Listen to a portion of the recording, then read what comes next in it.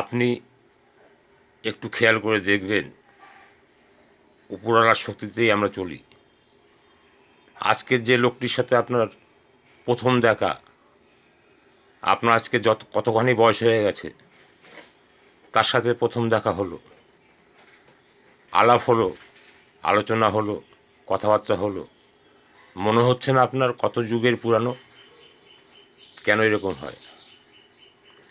ঈশ্বর দয়া করে আপনার সাথে তার দেখা করিয়েছেন, তার দয়ার ফল আর হয়তো কোনোদিন নাও দেখতে পারেন। এই চিন্তাগুলো, এই ভাবনাগুলো আমাদের মধ্যে থাকা দরকার।